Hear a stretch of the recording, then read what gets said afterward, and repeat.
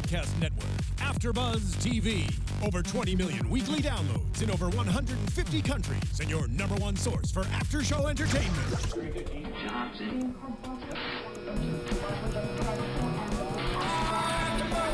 AFTERBUZZ TV, the destination for TV superfans.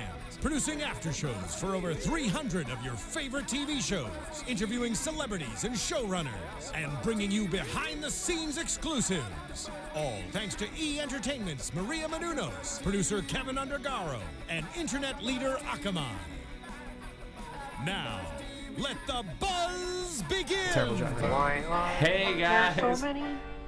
I don't know why there are so many songs. There's really only one that matters. And we're going to talk about it here tonight on the AfterBuzz TV Muppets After Show. Thank you guys so much for joining us. I'm your host, Zach Wilson. Let's get introducing my panel tonight. To my left, Autumn Chiklis is here. Hello, everybody. I'm so happy to be back.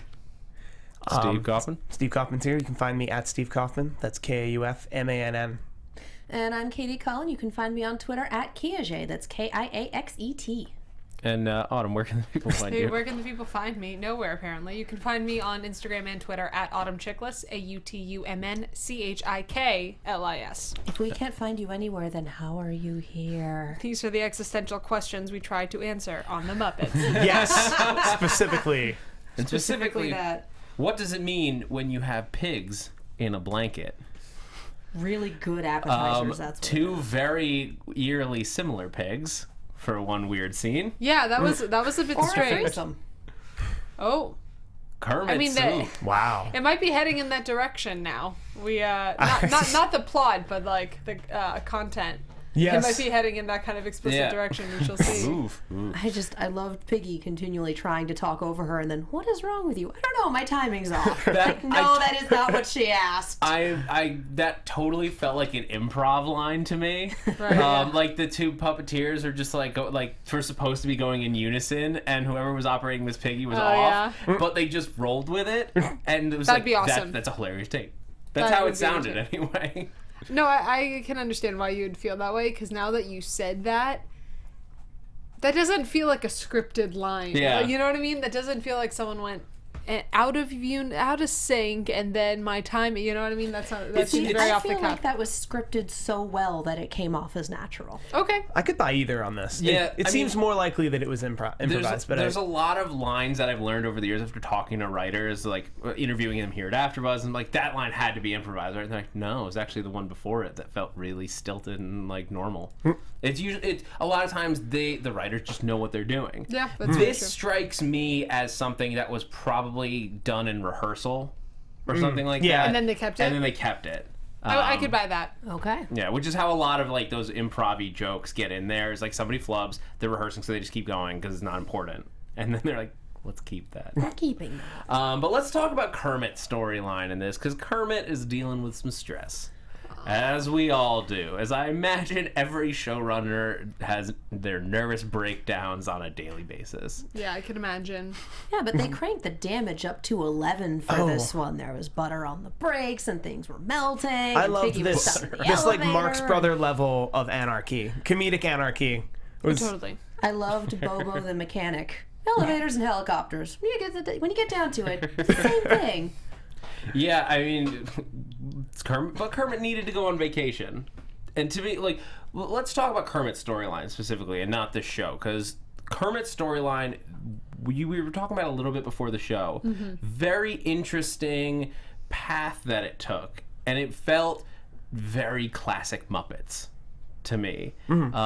So, like, this episode, I think more than any other, felt like this was written by a Muppets fan.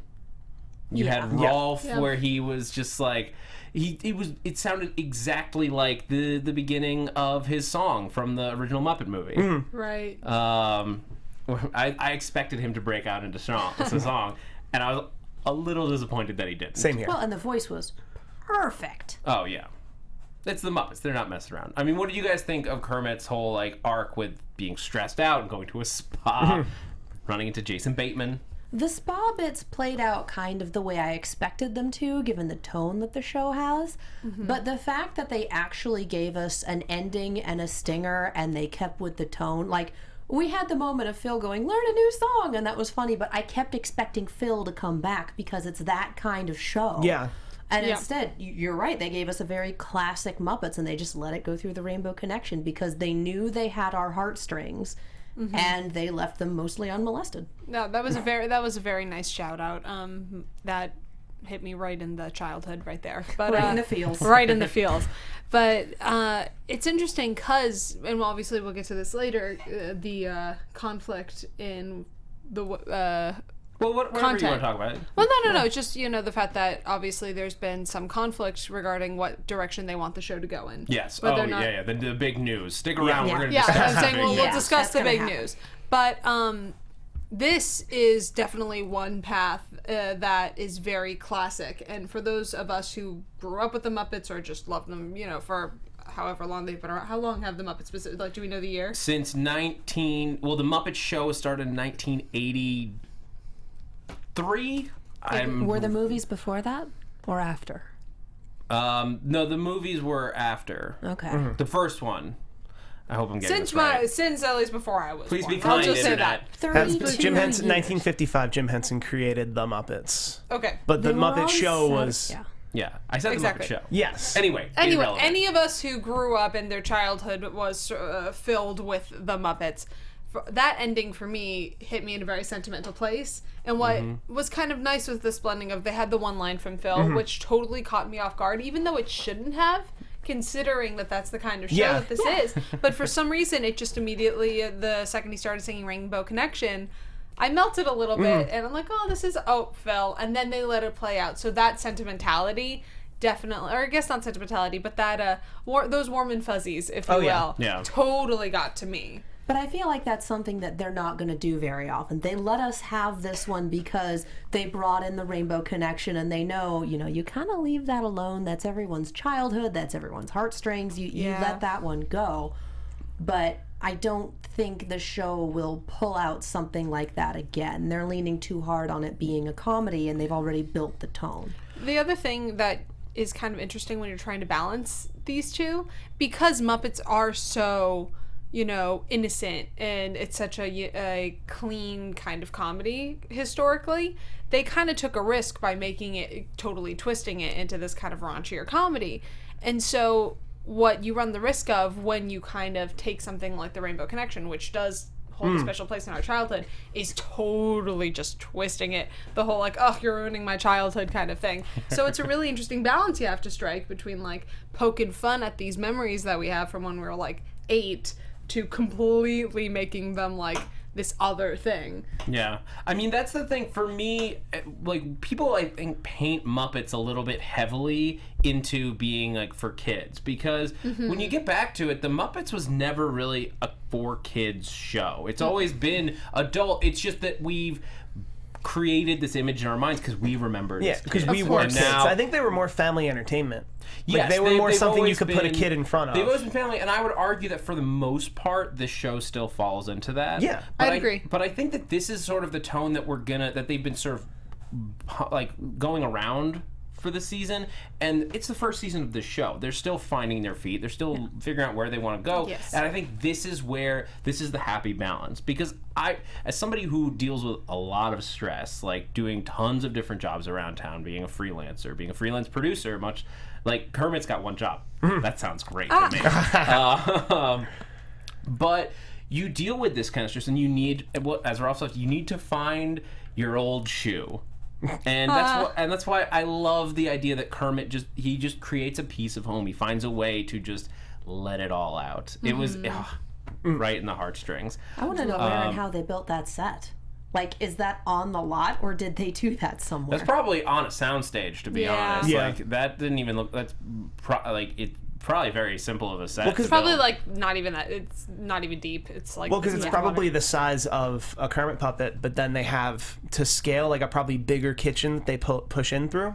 I mean, those kind So of that the kitchen set can sets, still they be literally small. could have pulled from anywhere, because it's just a window and then a little swamp. But anyway, I want to talk about the other parts of this episode, because we have a lot more to talk about in very little time.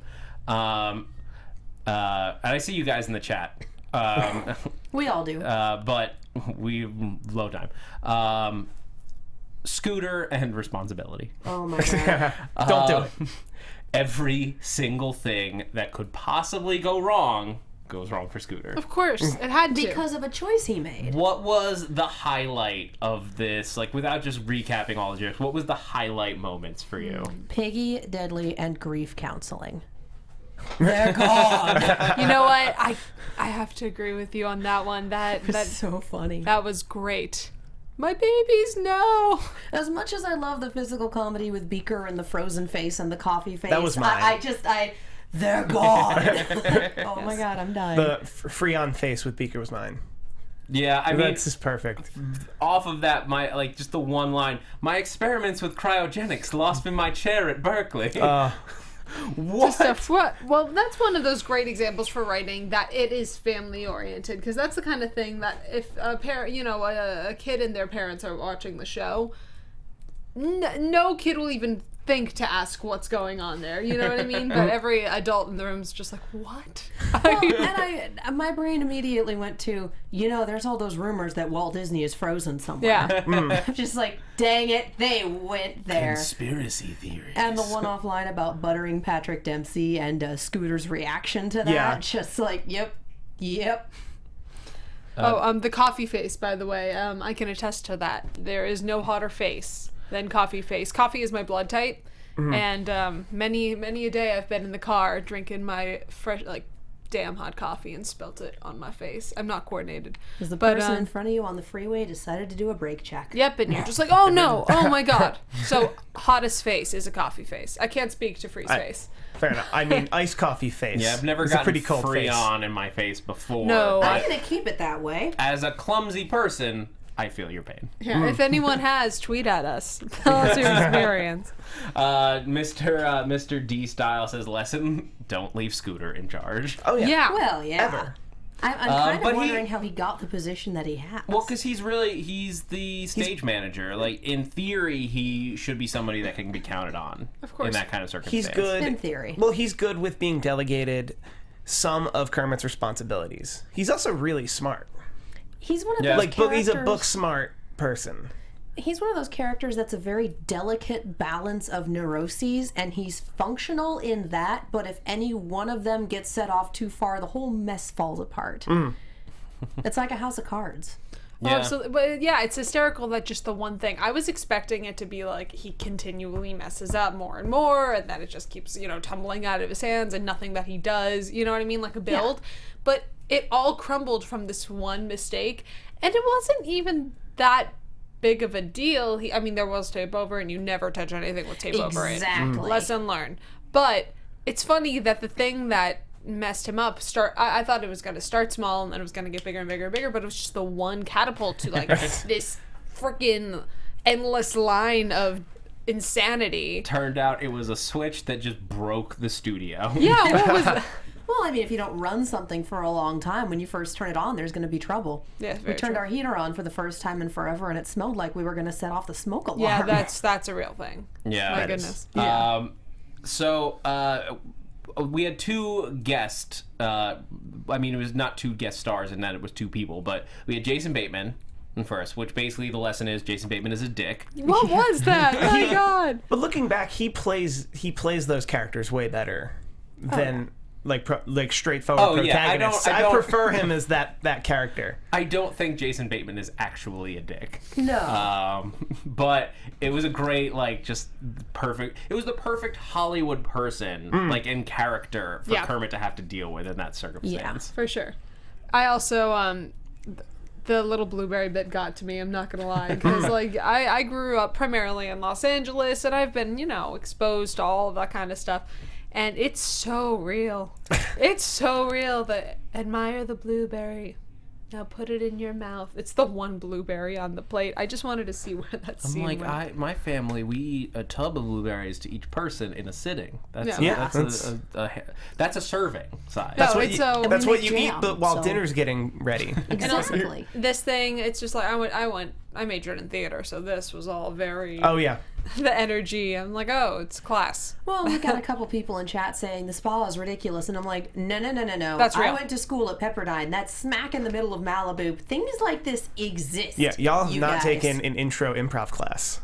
That's just zip zap zop. That's just normal Oh my stuff. God. No, that is a legitimate, very realistic thing where maybe it doesn't have a blueberry, but they will have you like chilling out. And by the way, it actually helps a lot of people. I'm not disparaging them. I'm just pointing out the fact that it is very real and that they depicted it very accurately. Yes. That exists. Hot yoga exists. I go all to hot sorts of yoga stuff all the exists. time. Yeah. Let's Let's get back on topic. The Pentatonix were in Yes. for a quick song. That was cool. That was cool. That was fun. Not really a lot to say there. They killed it. Sam and Janice, we have very little time, so Sam and Janice, quick thoughts. Yay or nay on the Sanus? Yay. Stop. Oh my God. Or on the jam. Sam, It's the why? jam. It's totally the It is jam. It's the jam. It's the Oh my jam. God. Oh, They- did you want him to be But happy is it though? your jam? They are shipped, and it's the jam. It's wonderful, but it's so much secondhand embarrassment watching Sam. Just like, no. Bird course. is not the word. Oh, of course, but she is just so ethereal that she doesn't even notice. Like, she doesn't care. It kind of works perfectly in that way because he's so uptight and she's like, whatever, man, it's okay. I'm the fire goddess. I'm saying nay. Sam, you got it. I know there's very few female Muppets, but keep looking, buddy. Well, I The think bird he's. of prey bit. That was great. funny. That It's was like, great. no, baby, you're not. All right, so I want to have time to devote to this because it's a big deal. Let's go into some news and gossip. Maybe. Big stuff. All right, news and gossip. This is huge news. For anyone who has not heard, this week it was announced that The Muppets is, after episode 10, well, this is episode 7, so we have 3 more, but after episode 10, the show is going on a hiatus.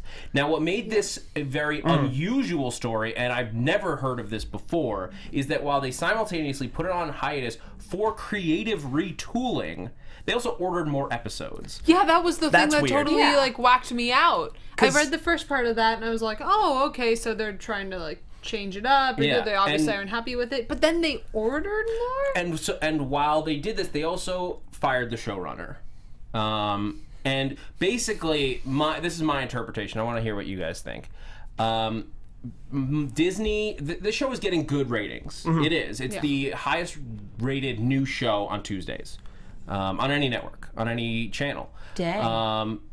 But I think Disney expected more, and ABC expected more ratings with the Muppet brand behind it. Do you think so? What's interesting is I do have a friend who works at Disney, and I told her that I was going to be, because I was really excited about the Muppets and all that, and she mentioned, and I mean, it's not like she's a higher up, but the word around the office apparently was that they were not expecting a lot high ratings from the Muppets, which I thought was very Well, interesting. Also, they debuted to 9 million people, which is a great debut, and now they're averaging over 5 million people, which for a network show on Tuesday is fine. Yeah, but what percent drop is that? Numbers. Yeah, but that's pretty much the retention that you would expect. For those of you asking, the showrunner was Bob Cushel. He is no longer the showrunner, and when I last looked, they had not picked a new person. They were talking to certain people, but nothing was locked in stone.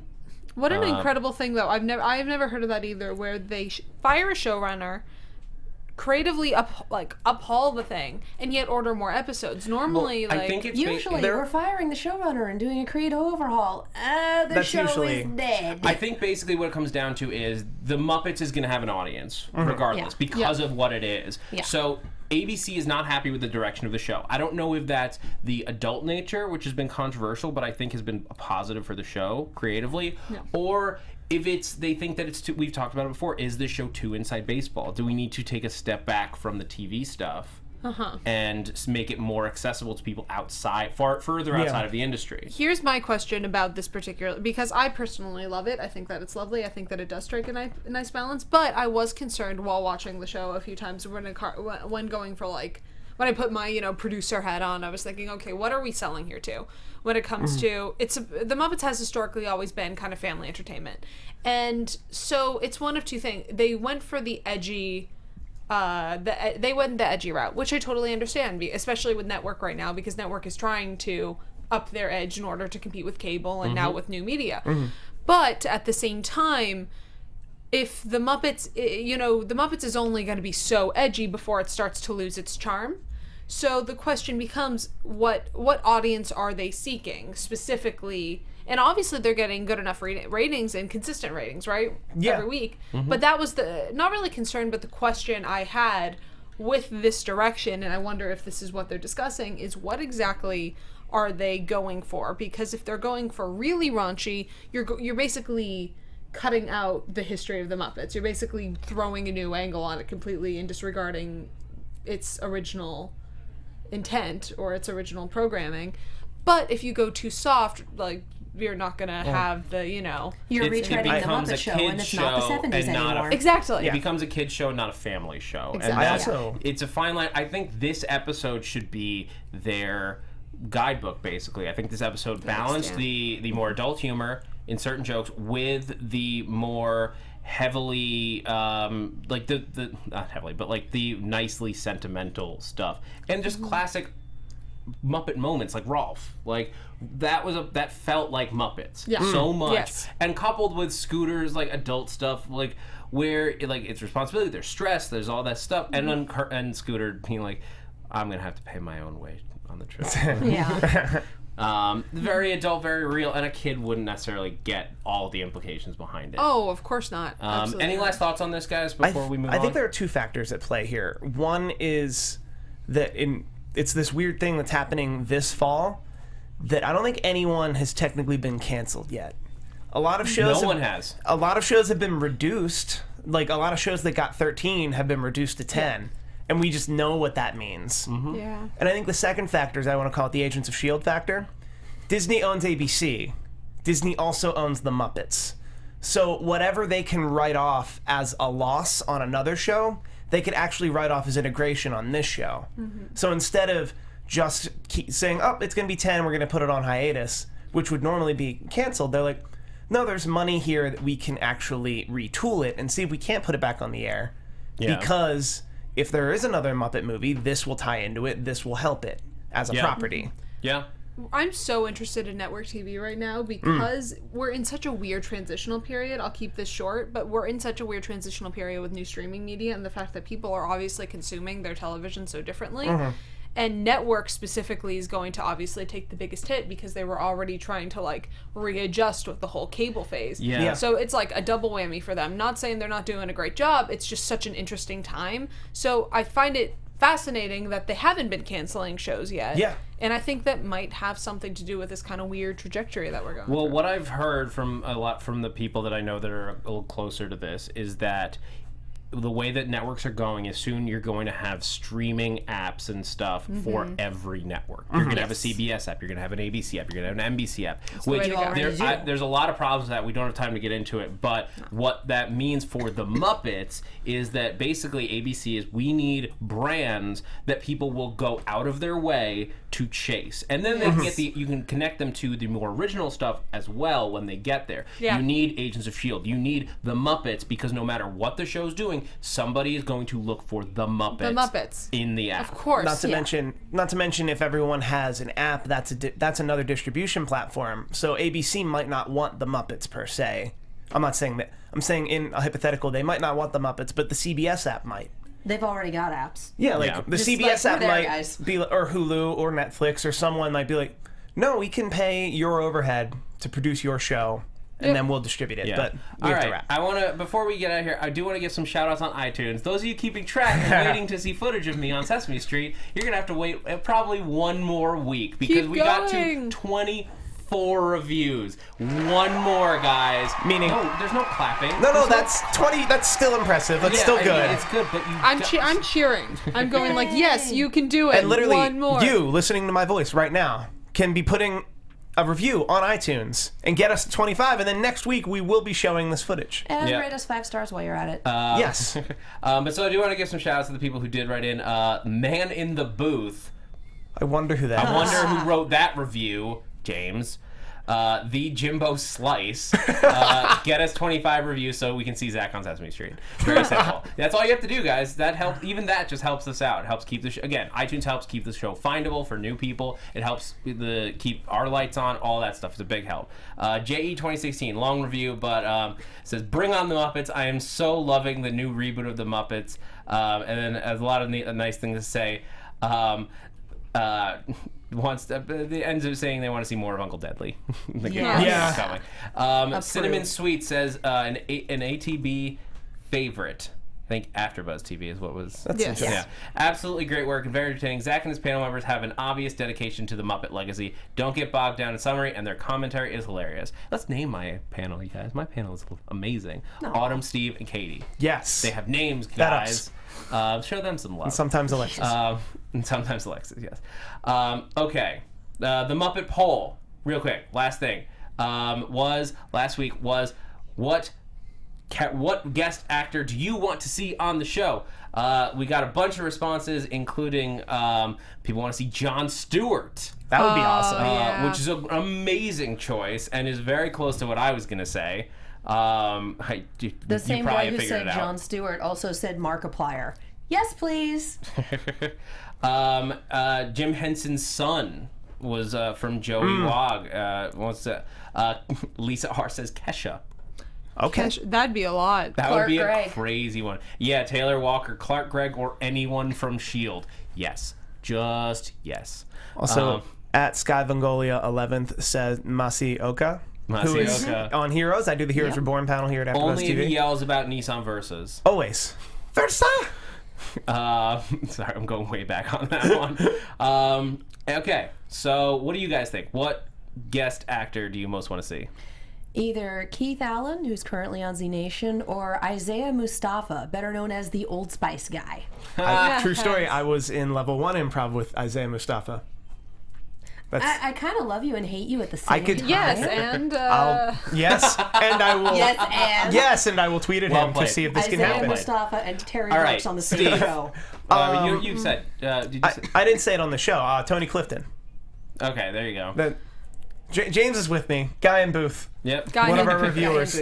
I'm so in love with this Jon Stewart idea now. Originally, I'm going to say I said a person that would, I feel like, be really game to do it and could be really fun was The Rock. Yes. That's Yes, awesome. please. That seems likely. That seems likely, right? I feel like he would be like, absolutely, not to speak on your behalf, sir, but in general, I can. I will. Mr. Rock, do the Muppet. I know you announced. we'd like to see Mr. Johnson. Muppets. Thank you. But his wife is pregnant. That was announced today. oh, congratulations! So- You know what your kid would like? To be on the Muppets. So I originally said absolutely The Rock, but my goodness, Jon Stewart has a very special place in my heart, so that melted it.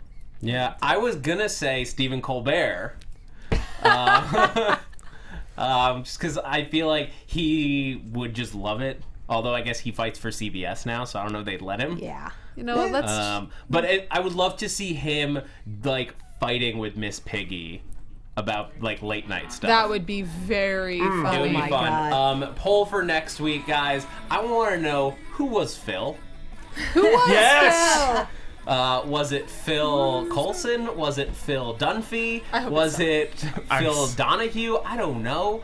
What do you think? Next week, use the hashtag ABTV Muppets. It's on the screen right there, I think. Let us know what you think. Until then, Katie Cullen, where can people keep up with you? You can find me on Twitter, Tumblr, and Instagram at Kiaxet. That's Kiaxet. I'm also on Snapchat at Kia Prime, and so many shows, you guys. Blind Spot later tonight. Tomorrow, wow, Star Wars Rebels. Arrow is on Thursday this week, and Steven Universe this week. You guys can find me on Twitter and Twitter only at Steve Kaufmann. That is Kaufmann. I'm on 6 shows this week, and I tweet about them regularly, including Agents of S.H.I.E.L.D. in about 2 hours. I am Autumn Chiklis. You can find me nowhere. No, you can find me on Instagram. Call back. Instagram and Twitter at Autumn Chiklis. You can find me on various shows around the AfterBuzz TV community. Right now, I'm only doing the Muppets, but I'm going to be joining some panels soon, which will be exciting. And you guys can find me on Twitter and Instagram at @ZachWilson, ThatZachWilson, a whole bunch of shows, not enough time to list them. Guys, I'm Zach Wilson. Thanks for geeking out with us. From executive producers Maria Menounos, Kevin Undergaro, Phil Svitek, and the entire AfterBuzz TV staff, we would like to thank you for listening to the AfterBuzz TV network. To watch or listen to other after shows and post comments or questions, be sure to visit AfterBuzzTV.com. I'm Sir Richard Wentworth, and this has been a presentation of AfterBuzz TV. Buzz you later! The views expressed herein are those of the hosts only and do not necessarily reflect the views of AfterBuzz TV or its owners or principals.